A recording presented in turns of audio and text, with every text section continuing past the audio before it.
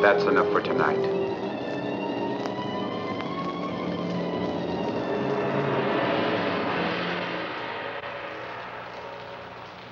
How do you feel? Tired. Margaret, please give me a hand. Your husband must rest now.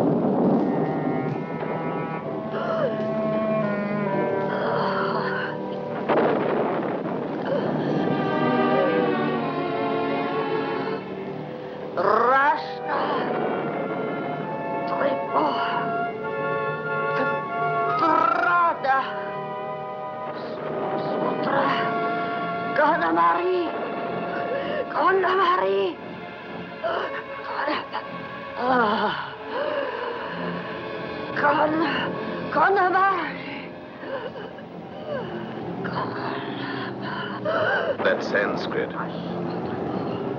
The black sign of death is on this house.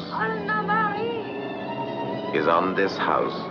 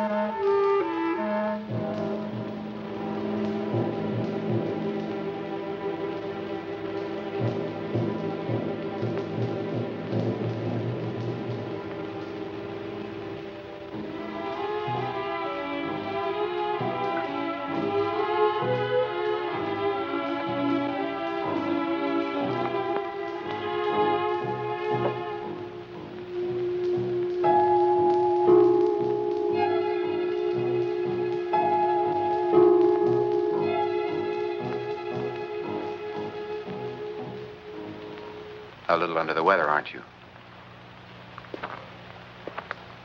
Take my advice and stop these seances. You get excited, your strength goes, and that isn't something you can afford to squander so lightly. I'd ask you to preach, Charles. They're my only interest in life now. By means of these seances, I can cross the border. The border of the spirit world to which I belong. You'll never get better if you go on like that. Better? I'll never get better. All I can hope for is a quick death. No. John. John, are you mad?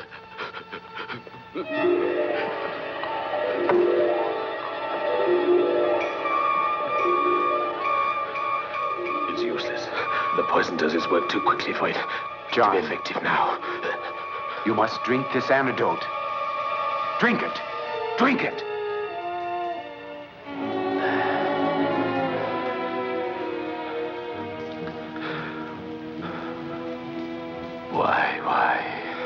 had me worried that time.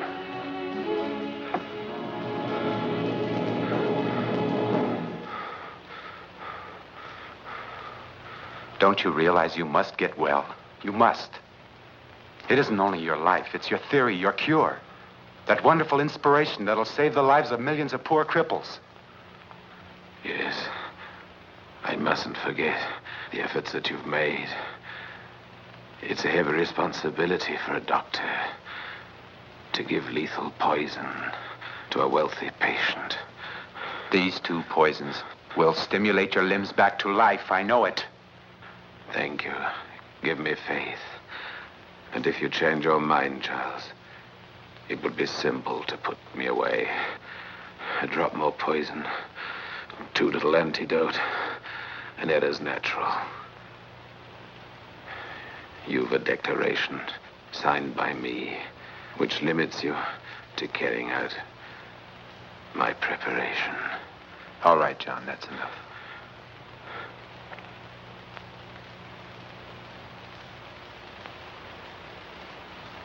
You must try to get some rest.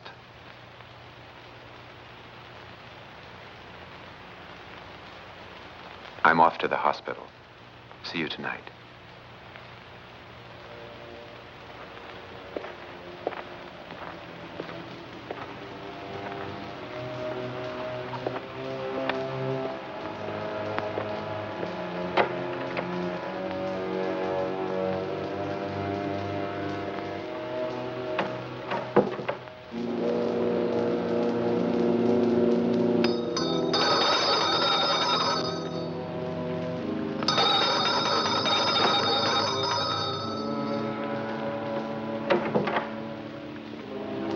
Come here, Catherine.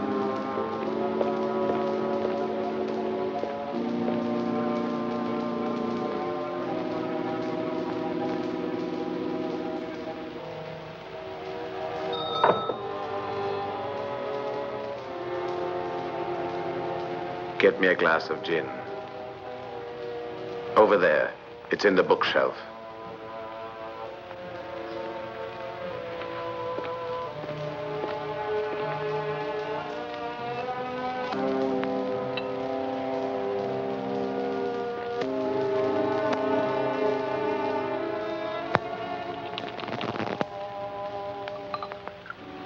More. Sir, you really shouldn't. The doctor will be angry. I'm the doctor.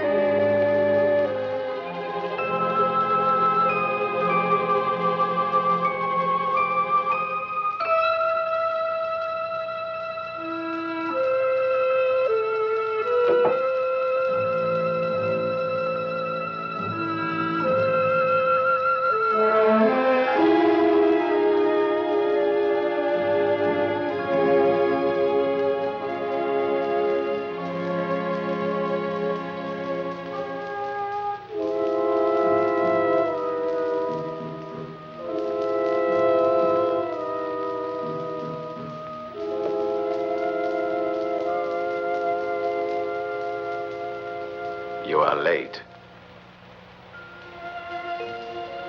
You were an unusually long time in the garden.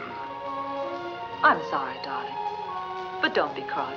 It was such a lovely day. Don't say that.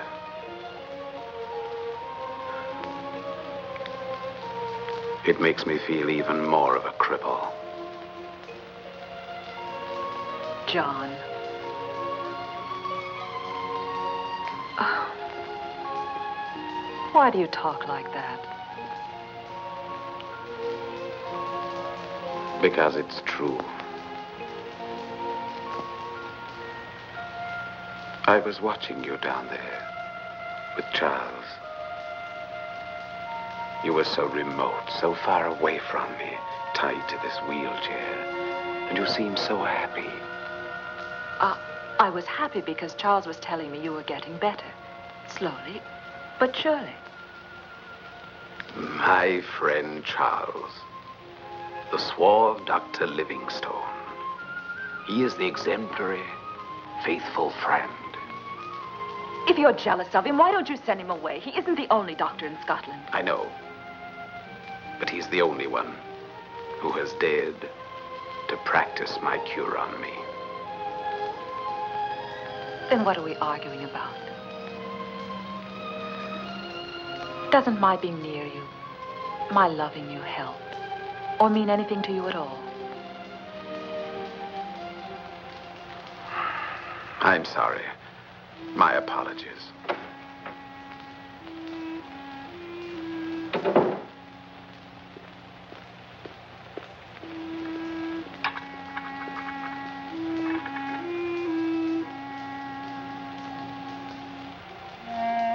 You may go, Cat. I'll do it. You know I want to be the one who takes care of my husband.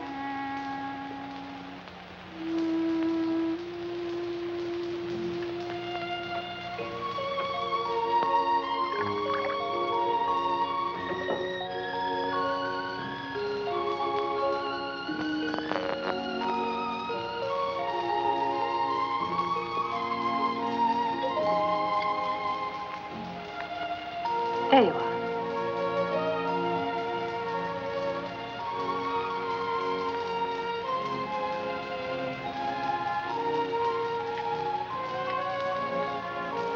Is that all? That's all.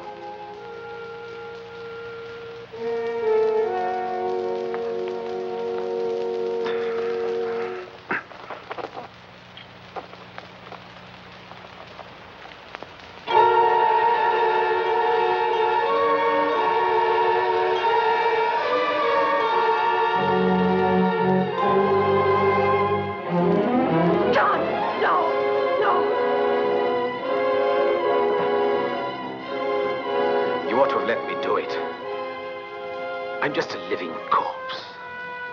No, John, no. Don't talk like that. One day you might regret that you stopped me from killing myself. Who gave you the revolver? Was it Catherine? No. It's been hidden in here for years, among the books.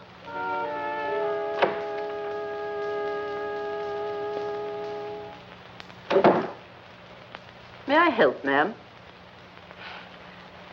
Thank you. I'll manage alone.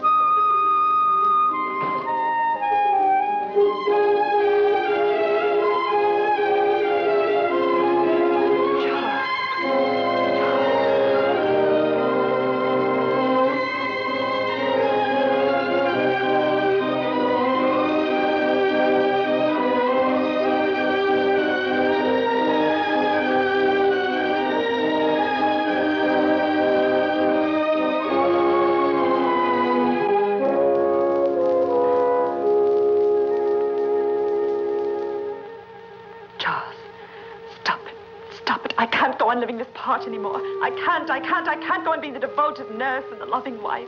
You've got to put an end to it, Charles. I can't even bear to touch him. I hate him.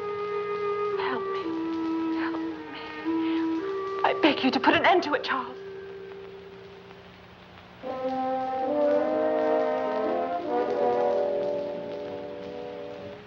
It's impossible. You know that as well as I do. I thought you loved me. I thought you would do anything in the world for me. Anything, yes. Not that. But don't you see he's getting better? No, he's not. The cure is a stimulant. It gives him occasional shots of vitality, but it doesn't alter the nature of his disease. Believe me, darling, we won't have to wait much longer. You're lying. You said yourself a cripple can go on living for years and years. You are lying, aren't you? I can't stand it, I tell you. I can't stand it, Charles.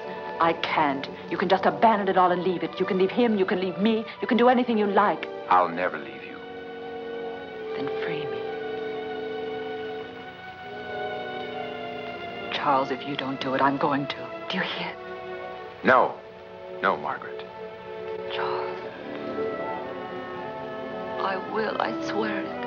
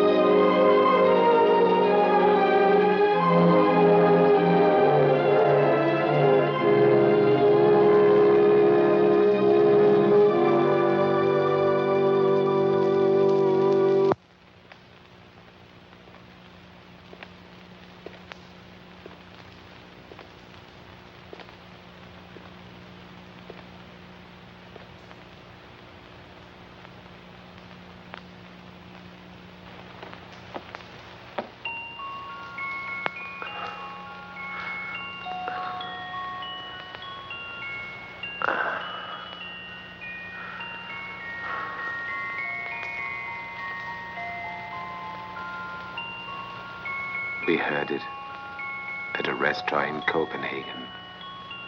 It was the first time I met you, remember? So long ago.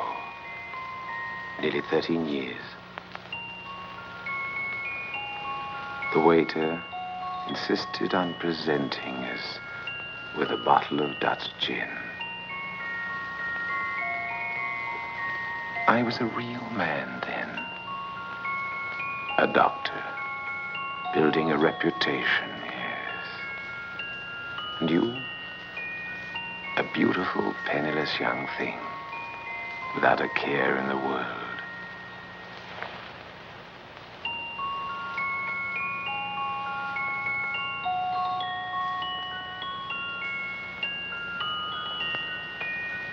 How happy we were then. As happy as two children on holiday.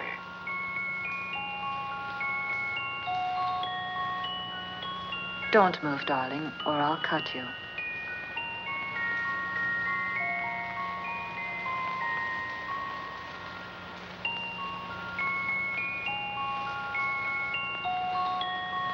Pour me some gin. You know you shouldn't. It brings back memories.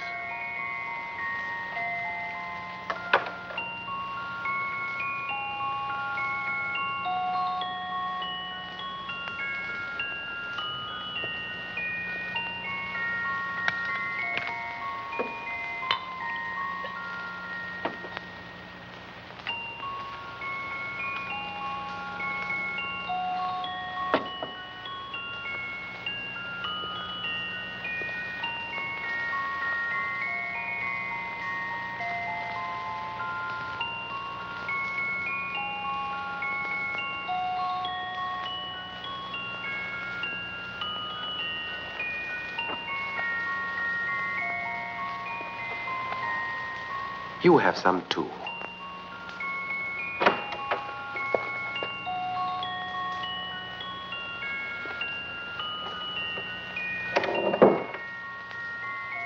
Good evening, Canon Owens. You look the picture of health. Good evening, Mrs. Hitchcock. You too, my friend, are looking very well. I'm happy to say. Yes. I owe it all to my dear, devoted wife and our good Dr. Livingstone. To the Dutch gin and to the memories evoked by a Viennese waltz.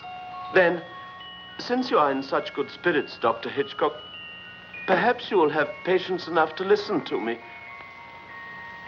Oh, no. Thank you. I never drink. What I have to say is not altogether pleasant. Out with it, Canon Owens. Have you come to tell me that the people are still gossiping about the devilish rites being conducted in the house of evil, crippled Dr. Hitchcock? Please, Dr. Hitchcock, you shouldn't treat this matter so lightly. What I mean to say is, the townspeople are saying that your experiments are very close to Black magic. And you must remember that not very long ago they were witch hunters. And they are also saying, Dr. Hitchcock, that the devil has set his mouth. So you also believe that I'm actually in league with the devil. Is that right, Canon Owens? The devil is more real a person than our modern world would have it, Dr. Hitchcock. Come, can't you forget these experiments? I appeal to you as a man of science. Surely you should be the first one to despise superstition. It is no superstition, Canon, I assure you. It is all basically scientific. Well, then, I warn you, Dr. Hitchcock, you are playing with forces which are best left alone. I entreat you, confine yourself to your scientific studies like these here. Don't touch that. That vial holds curare, one of the deadliest poisons. If even the slightest scratch on your hand were to be touched by it, you might have ended your days in a wheelchair like me. Usually, curare kills, but in small doses, it paralyzes.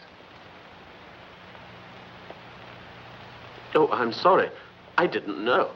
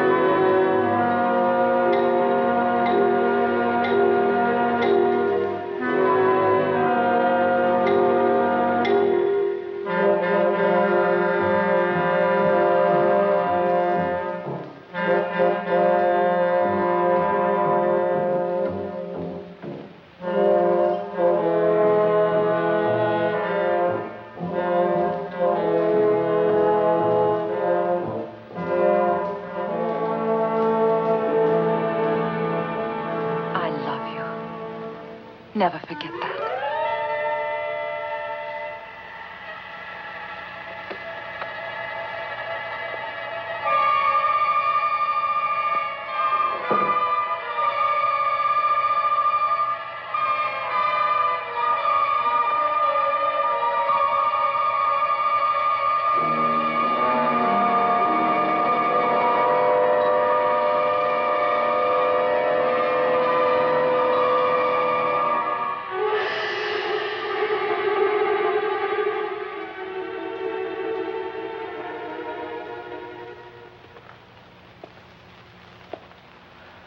Just a minute, Charles. The Queen moves to H7. Checkmate. Exactly. If it weren't for the doctor with the injection in the hypodermic, I'd ask for my revenge. I'm afraid, Dr. Hitchcock, it's getting late, and I think we ought to go now, or else we'll have all the people in the town saying that the chief constable is neglecting his duties, and that criminal activity is increasing in the county, and we wouldn't want that now, would we? Don't forget that. No fear of that. I'll see you tomorrow. Tomorrow? Who knows if I'll see tomorrow? When I was in Africa, a witch doctor said to me, "The day will surely come when the bright sun will no longer shine over the forest." Your medicine seems to put you in a bad mood. Why don't you give it up? Don't believe in medicine myself. As far as I'm concerned, I think it's an awful lot of nonsense. Not to me.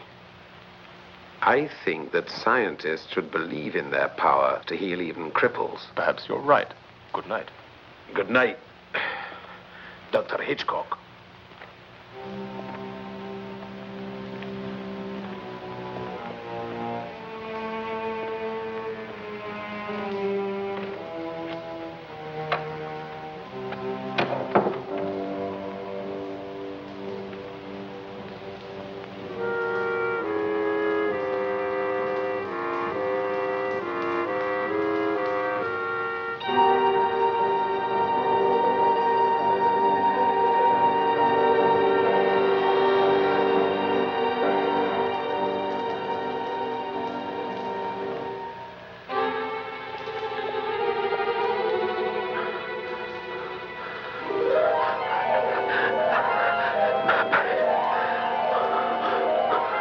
Be quick. Be quick. Give me the antidote. What's the matter, Charles? Give me the antidote, please. Please, Charles. Please. I'm suffocating.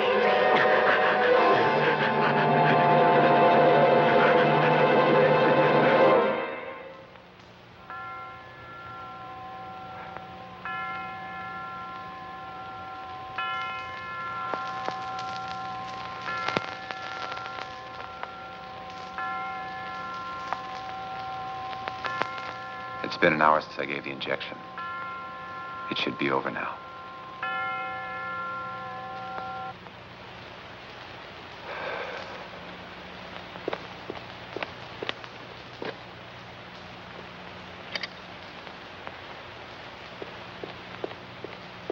If you are waiting for Dr. Hitchcock, he's not coming. Oh, it's my fault. I'm sorry. He told me to say he was dining in his room tonight.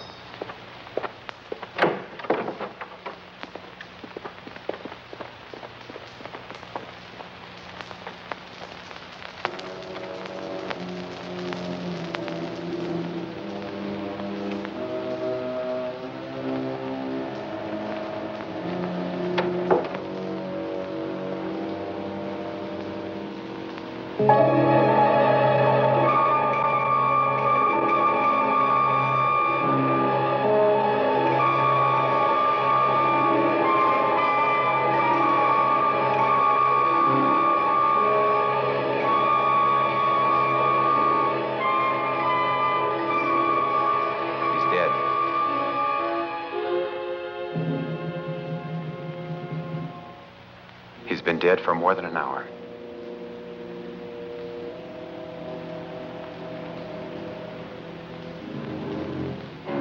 The Lord is my shepherd, I shall not want. He maketh me to lie down in green pastures. He leadeth me beside the still waters. He restoreth my soul. He leadeth me in the paths of righteousness for his name's sake. Yea, though I walk through the valley of the shadow of death, I shall fear no evil. For thy rod and thy staff, they comfort me. Thou preparest a table before me in the presence of mine enemies. Thou anointest my head with oil. My cup runneth over. Surely goodness and mercy shall follow me all the days of my life, and I will dwell in the house of the Lord forever. Amen.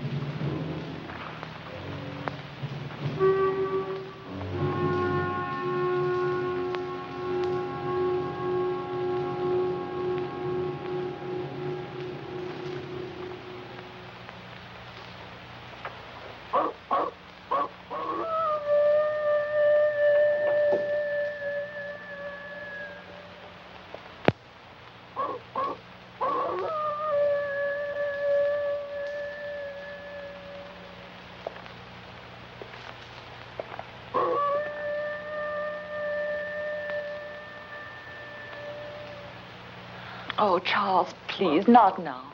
It's all right now. We've nothing more to fear. It's all over.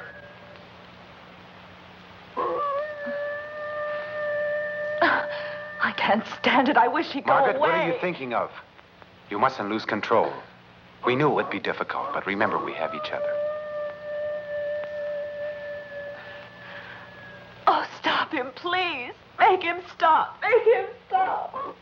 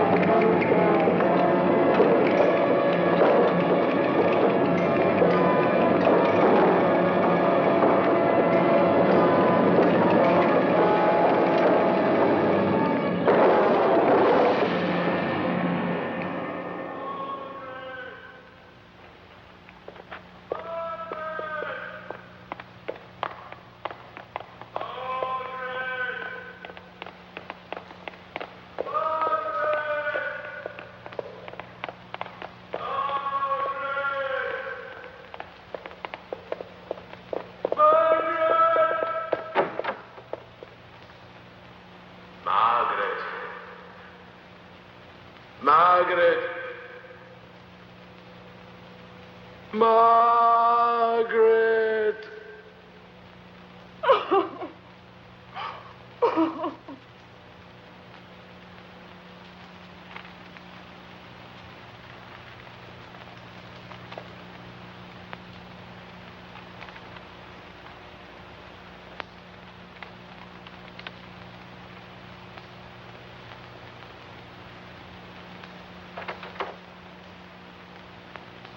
Madam apologizes. She'll be down How at is once. she? She's not too well, sir. It's strange. I wouldn't have thought her so sensitive. The master's death has upset her, and if I may take the liberty, sir, I don't think you should leave the house now. Madam needs your care. Please, Dr. Livingstone, stay with her. She's taking it hard. Yes, I'll stay.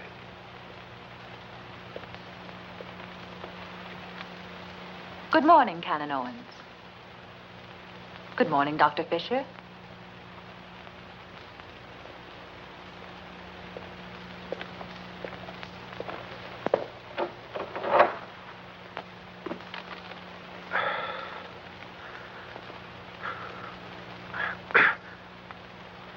The last time I saw our poor friend, that is to say the night before his demise, he seemed strangely excited.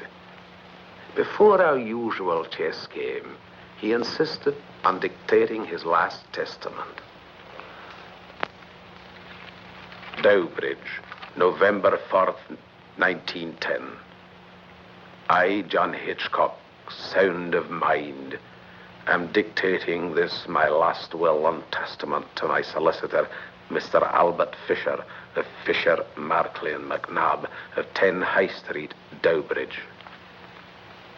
Item 1, I bequeath my house with all it contains and the land on which it stands to my wife, Margaret Hitchcock, née Whiteman, as a token of gratitude for her affectionate assistance, on condition that she keep in her employment my governess, Catherine Wood, to the end of her days. Item 2, 2/3 of the contents of my safe in bonds, shares, currency, and jewels, which is to say all that I have been able to save during my existence, should be given to the Home for Orphan Children, directed by Canon Owens in the recognition of the several instances in which his words as a friend and clergyman have brought balm to my troubled soul. The remaining 1/3 of my belongings shall become the property of my wife, who shall use them in any way she thinks fit. Item 3. All the books and documents pertaining to the studies I have conducted during my lifetime will be denoted to the Institute of Psychic Research in London. That's all. Now, Mrs. Hitchcock, if you would kindly proceed to open the safe in my presence.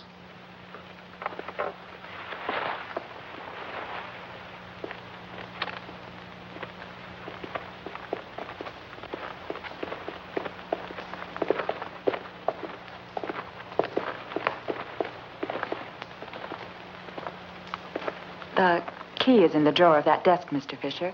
You'll find it yourself by opening it.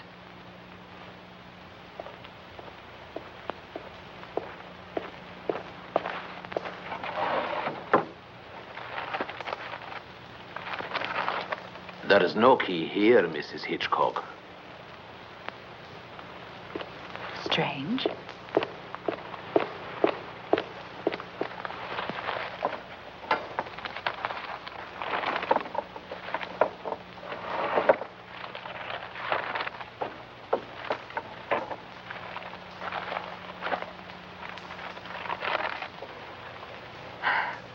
Catherine, do you know where the key might be? No, ma'am. But I remember the master always kept it in that drawer.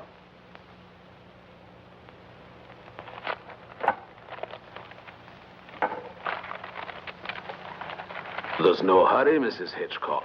You can take your time. And if you think it necessary, Canon Owens and I can have the safe sealed. Oh, good heavens. I wouldn't dream of it. In that case, Mrs. Hitchcock, will you kindly inform me as soon as you find the key? Should it really be lost, we shall have to apply to the magistrates for authority to have the safe forced.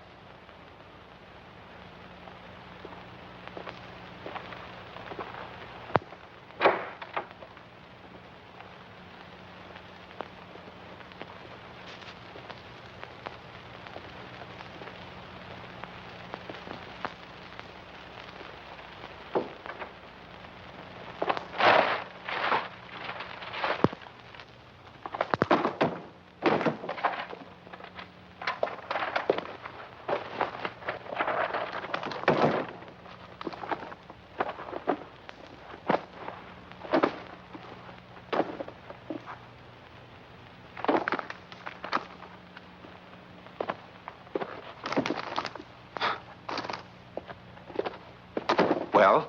Nothing.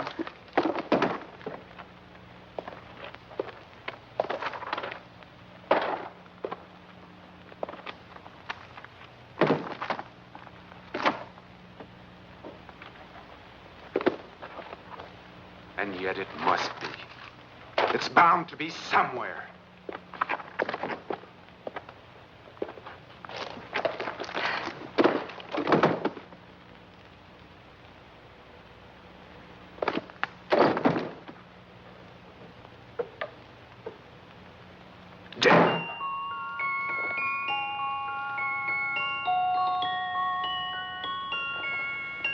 No!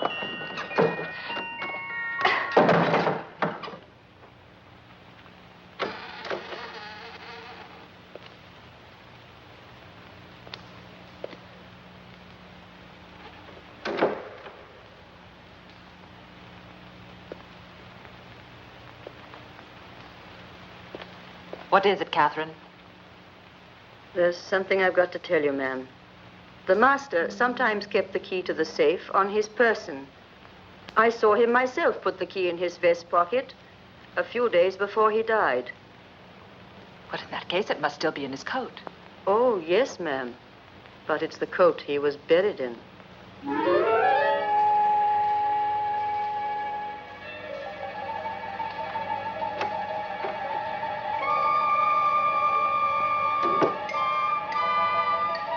Well, you see, John has the last laugh.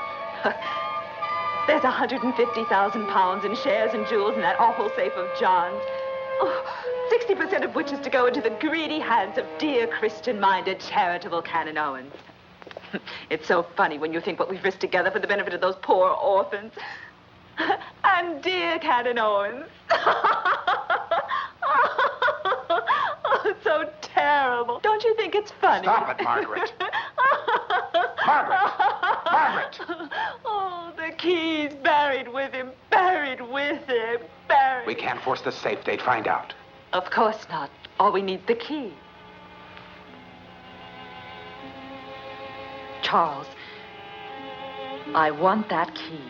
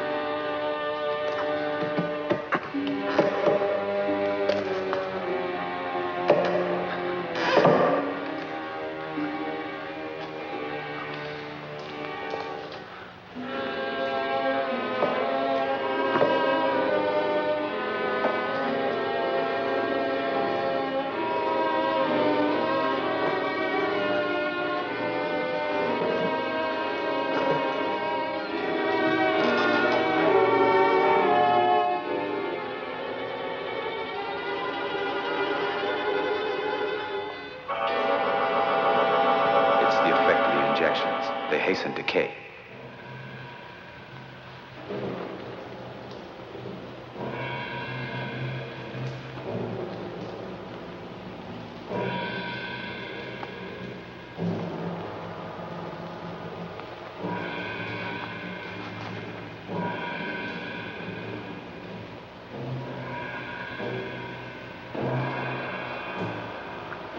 Here's the key.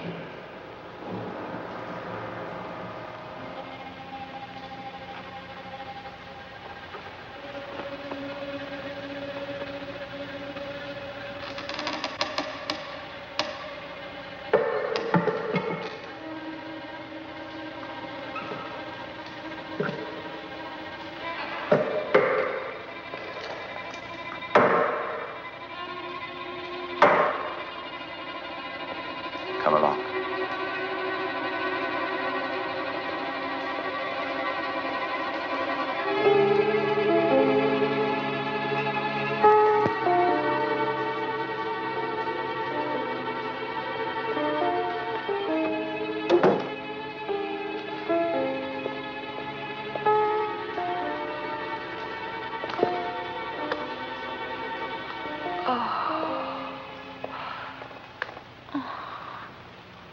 Margaret. Margaret. We've got it. That's all that matters. Let's open it. Come on.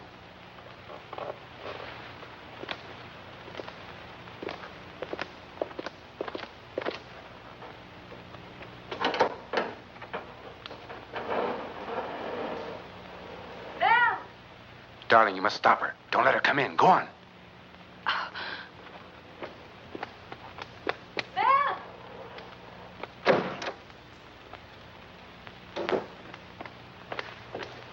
Ma'am, excuse me. I was wondering... Oh, did you hurt yourself, ma'am? How terrible. What happened? No, it's nothing. What do you want? Is Dr. Livingstone upstairs? Yes? Why? They're asking for him at the hospital. It's very urgent. All right, I'll tell him. Oh. Can I help you, ma'am? It's all right, Catherine. Let me help you. No.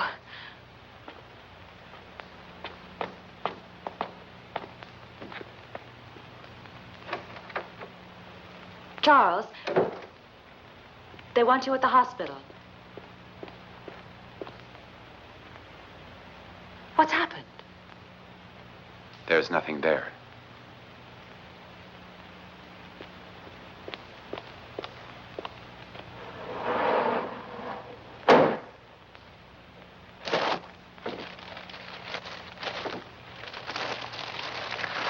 I tell you, there's nothing there. No money, no...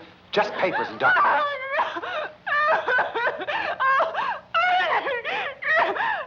Margaret, stop it. Margaret. Margaret. Don't shout. Stop it. Stop it. Shut up.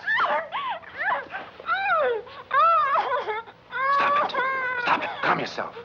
Stop it.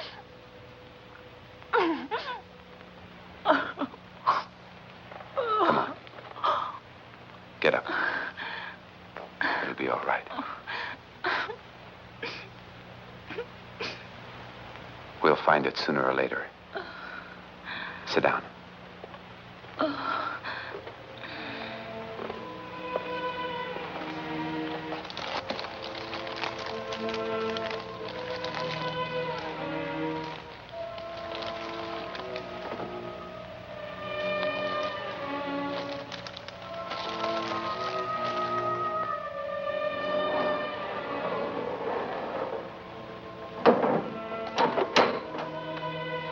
I'll throw the key into the lake.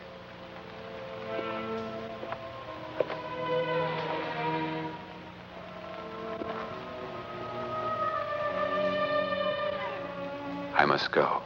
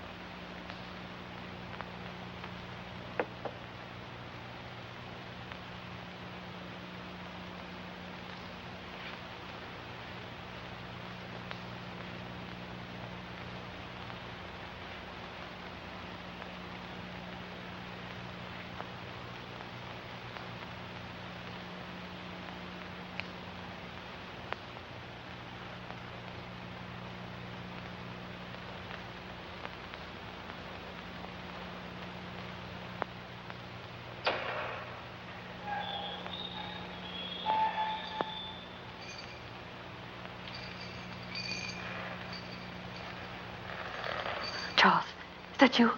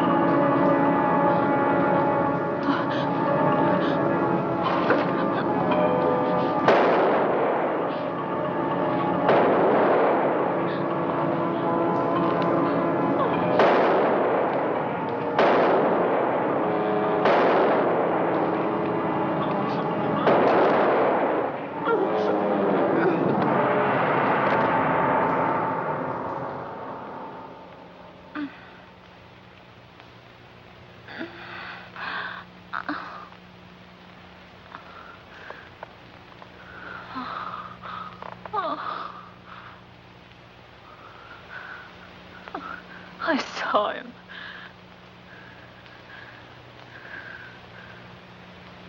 He was there. He was there. Behind the drapes. It was John. John. He was alive. I tried 4 or 5 times, but he kept on coming. It was horrible.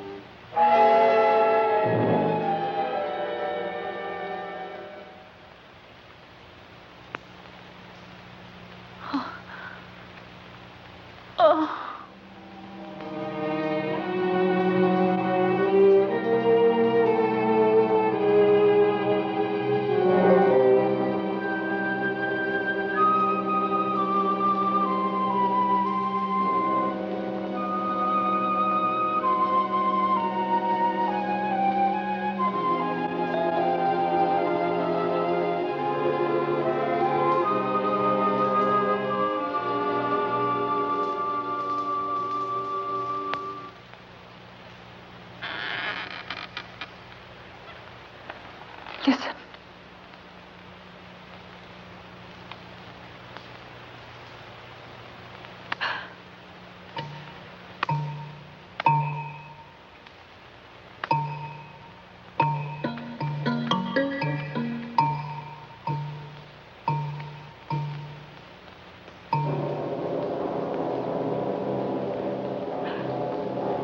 It's blood.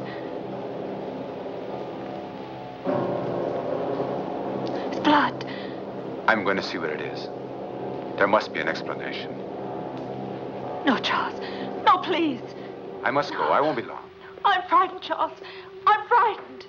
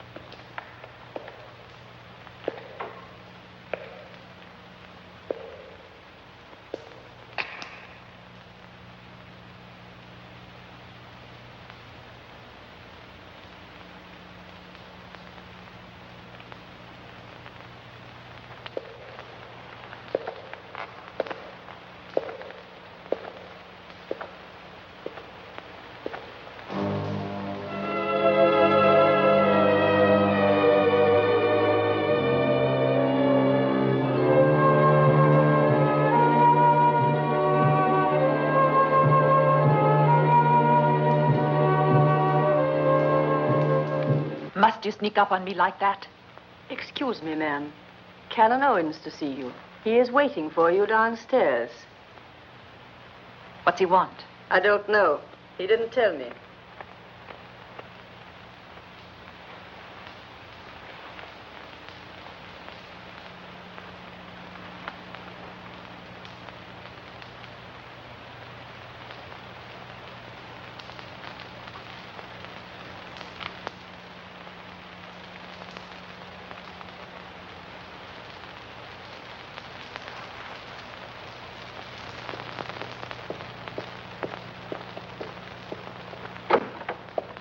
Good morning, Mrs. Hitchcock.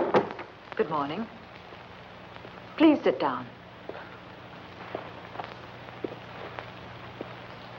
Oh, excuse me.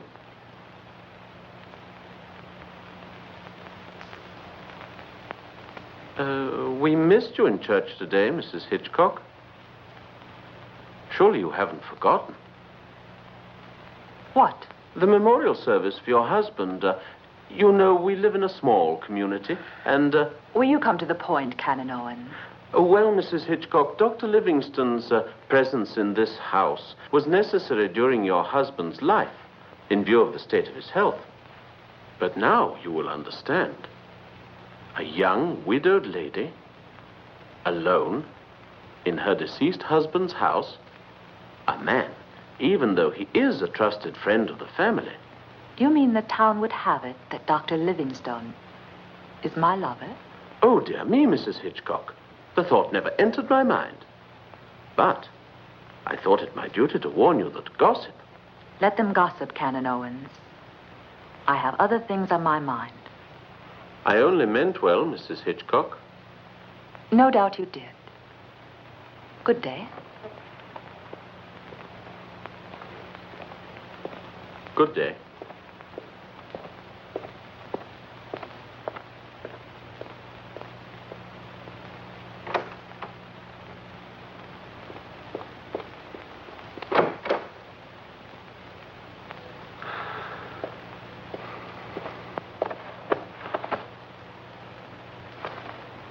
Have you gone crazy?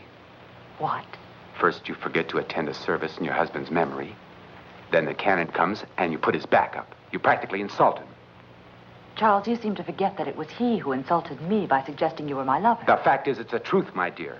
And we don't want people to find out the truth, do we? I'm sorry, Charles, but what could I do? You should have thought about it first. We're playing a dangerous game, Margaret. You know as well as I do what one more stupid move like that'll bring us. Darling, please don't turn against me now. I'm not turning against you. If I would do that, I'd have done it a long time ago, long before you dragged me down to this. I dragged you. It was you who killed him. Don't you ever say that again. Never. Charles, you're hurting me. Stop it. You wanted him dead. You pushed me into this.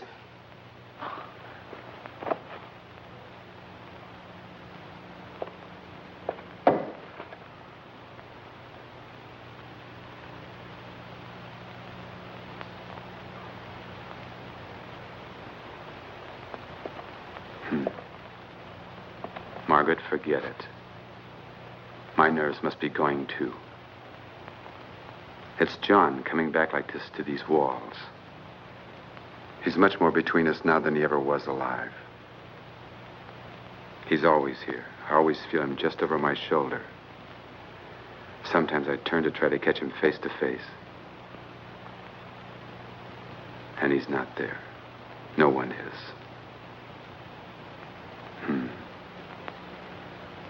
Oh, well. We're in this together. That's all that matters. I'm going to go upstairs and try to get some sleep. Remember, we must be very careful now. We're being watched. You'd better go up and visit your husband's grave this afternoon. Take him some flowers. And be sure that someone sees you do it. Just as you say, Charles. I'm only saying it for our own good.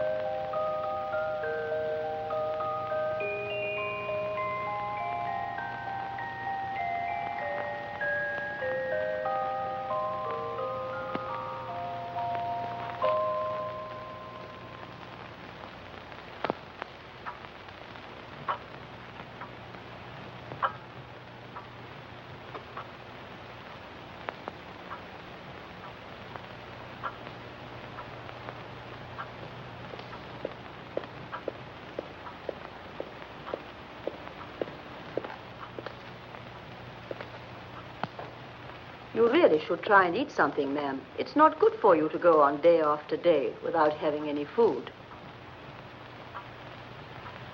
I don't want it.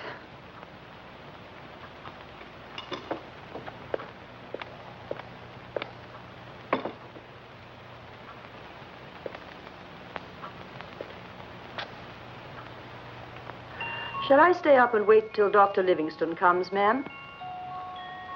Do you want me to wait for Dr. Livingston, ma'am? Oh. Don't you hear it? Don't you hear it? Hear what, ma'am? You know perfectly well what. It's coming from upstairs. I can't hear anything, ma'am. You can. You're lying to me. Oh. Ma'am, what's the matter?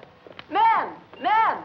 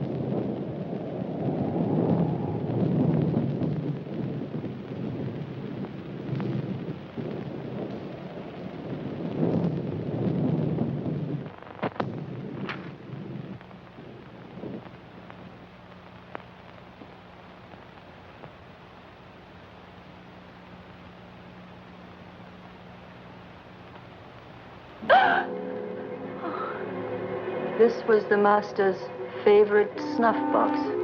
I found it in Dr. Livingston's room.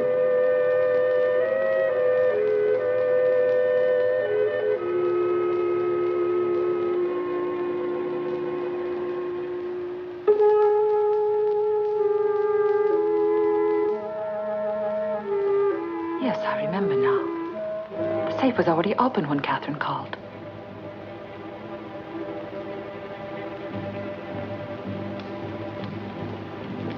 And I left him alone.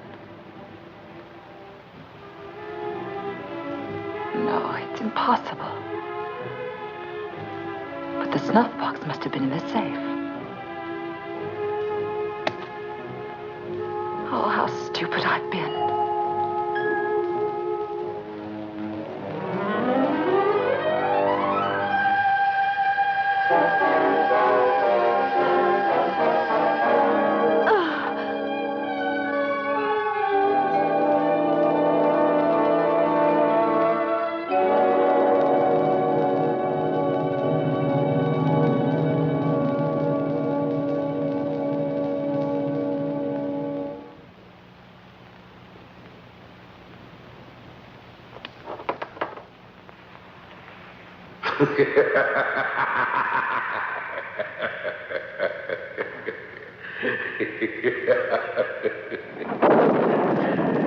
I know what you are looking for, Margaret.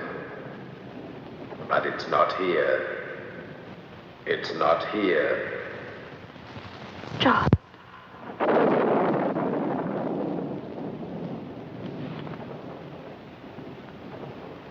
Well, Margaret, it's not here. It's hidden. Under the coffin. That's the hiding place. Under the coffin. under the stone slab. It's waiting for you. It's there. All you've ever wanted. Jewelry, money, Margaret. Wealth more than you've ever dreamed of. All that you've ever longed for, Margaret. All that you've ever longed for.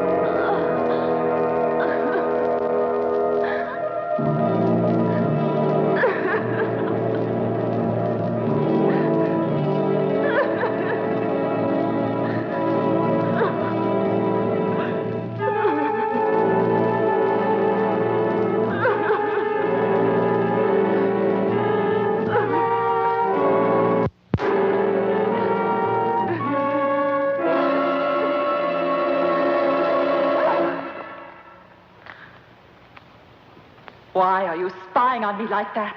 Somebody got to it before you did.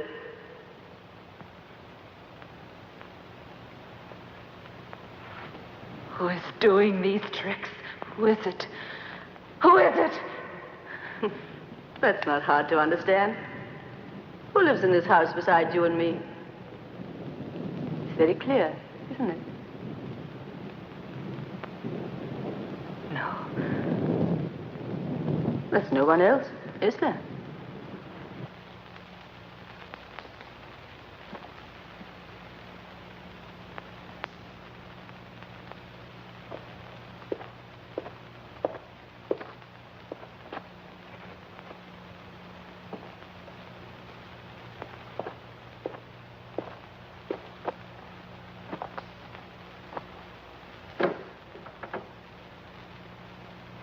Charles.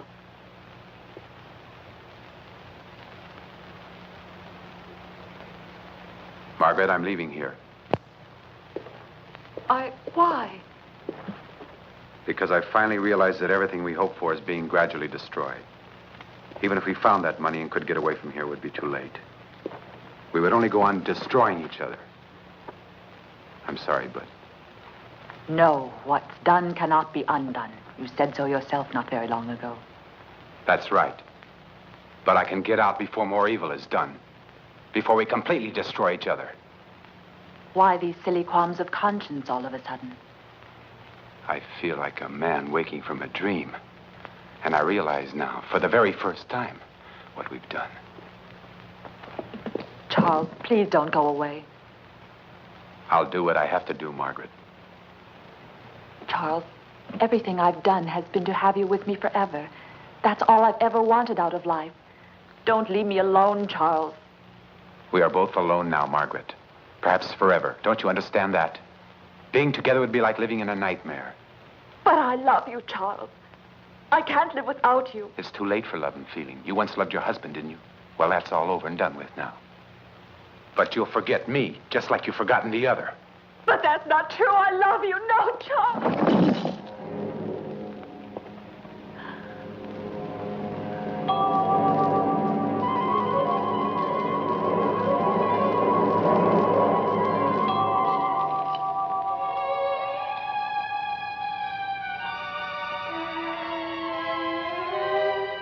And I didn't believe her. I didn't believe my own eyes. But... Margaret, I didn't know about this. Yes. You don't think that I... What should I think? What should I think, Charles? It's all quite clear now, ever since the very first thing when I left you alone with the safe. Oh, Are you no, crazy? I'm not a thief. No, yes, you are a thief. You What? deceive me. What are you are talking a about? liar, I've got to know what you're You talking are. about. I swear I didn't take them. Margaret! No, leave me alone. Stop it! Don't never lie. No, Margaret, stop it, will you? You crazy? I swear I didn't take them. I didn't know they were in my bag. So now you'll be convinced it's best we split up.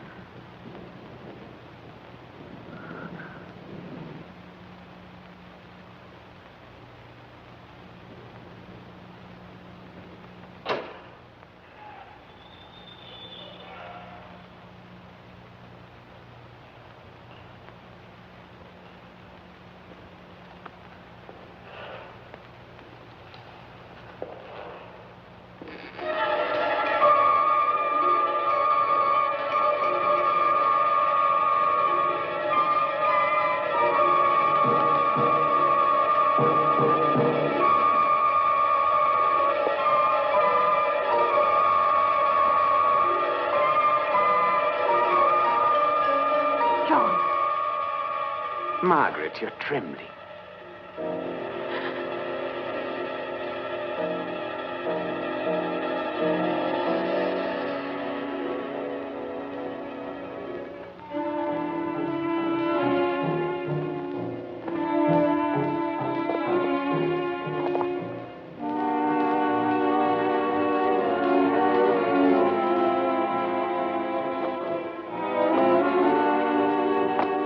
Perhaps you weren't expecting me.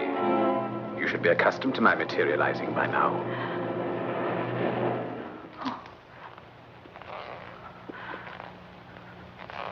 But this time it's really me, Margaret.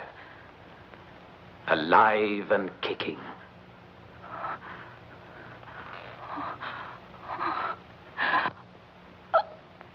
Just feel how strong my grip is.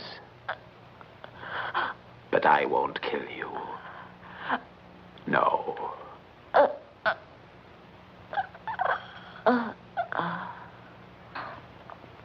It would be too easy, my dear, for you to escape your punishment that way. When you were in the tomb, you cut yourself when you opened the jewel case, didn't you? Well, I smeared the hasp with poison. Curare. It paralyzes, you know. And now you'll be tied to that wheelchair like I was, and I'll be far away enjoying my wealth, which you and that poor idiot Charles were looking for so desperately. I had it all the time. Oh, I forgot to tell you. You were wrong about Charles. He didn't take the jewels. Catherine put them in his bag. He really loved you. Charles. I planned it all. It was Catherine who loaded the revolver with blank cartridges when you shot at my ghost. But when you so kindly fainted, she shot a few bullets into the wall and you went crazy with fear. You know, it all started when I realized I was really getting better. I wanted to bring you the good news. And I found you in the arms of Charles on the floor. You decided to get rid of me. But I replaced the curare with a liquid which produced apparent death, putting another corpse in my coffin, causing you to look feverishly for the estate, persecuting you incessantly night and day, appearing to you as a psychic materialization. Was all very simple, wasn't it, Catherine? Have you prepared everything for our departure, Catherine? Yes, sir. Perfect. Thank you for all you've done for me. You've been a great help. Thank you. Go now.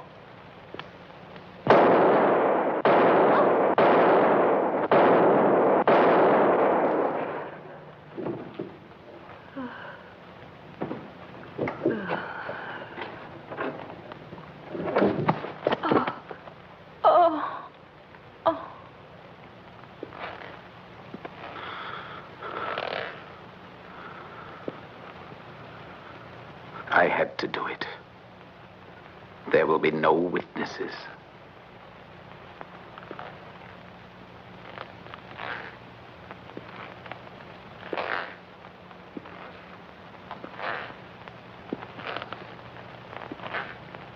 Margaret, one last favor, darling. Your fingerprints on the revolver butt, thank you. Now you'll be accused of her death, too. Poor Catherine. When she called the police for me, she didn't realize she was asking them to come here to investigate not Charles's death, but her own. Amusing, isn't it? Soon, my darling, you will be completely paralyzed.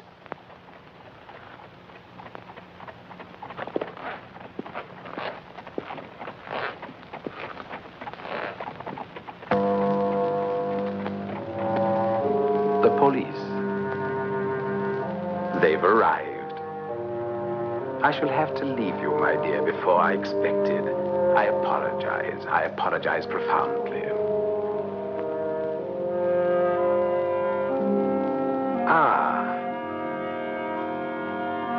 My faithful Dutch friend, Jin. I see that you're cultivating all my habits. You've poured yourself a glass. Your good health. Or rather, your ill health. And to our memories of Copenhagen.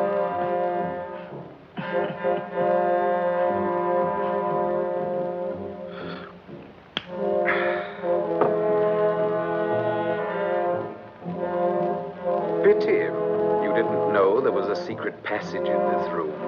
We would have met frequently.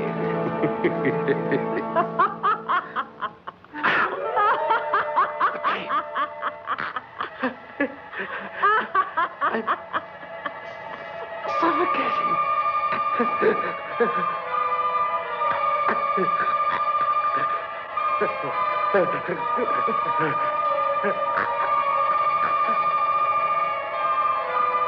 That bottle there, on the table. Give me that bottle. It's an antidote. We can still save ourselves. Help me.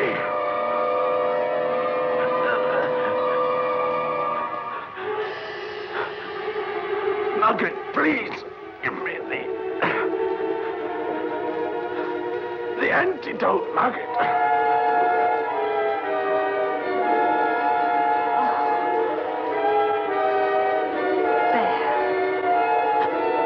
We'll save ourselves.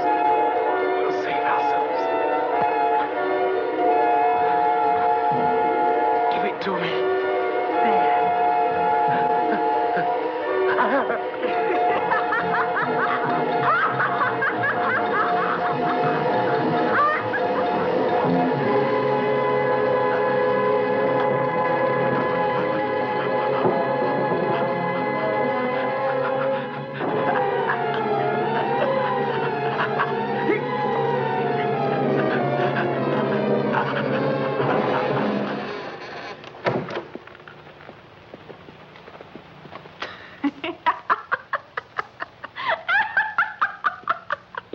Take her away.